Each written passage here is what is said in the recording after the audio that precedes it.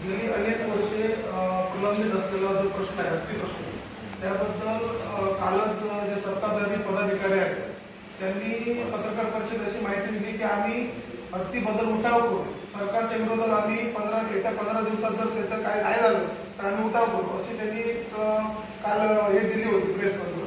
आम्ही त्याच्यावर एवढंच म्हणू शकतो की जर तुम्ही शेतकऱ्यांसाठी जर रस्त्यावर उतरायला तयार आहात तर आमची शिवसेना उद्धव बाळासाहेब ठाकरे पण शेतकऱ्यांच्या हितासाठी तुमच्याबरोबर रस्त्यावर यायला तयार आहे.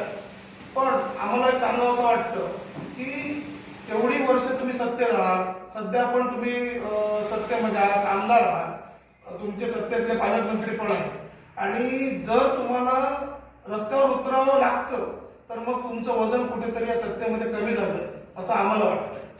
कारण हत्ती प्रश्न करून हे भिजत बोंबडा ठेवून तुम्हाला त्यावर पोळी भाजण्याची सवय झालेली आहे. कारण येत्या आगामी आता ज्या निवडणुका आहेत, जिल्हा परिषद पंचायत समिती निवडणुका डोळ्यासमोर ठेवून तुम्ही हत्ती प्रश्न परत उकरून काढताय. लोकांना, जनतेला, शेतकऱ्यांना या आंदोलनांचा आणि या तुमच्या भूलथापांचा अक्षरशः वीट आलेला आहे. शेतकरी तुमच्या या आंदोलनाकडे कशा दृष्टीने बघतात हा त्यांचा प्रश्न आहे. पण आम्हाला असं वाटतंय की हे जे आता तुम्ही आंदोलन करताय हे पण तुमचं फसवत आंदोलन असणार हे मात्र नक्की.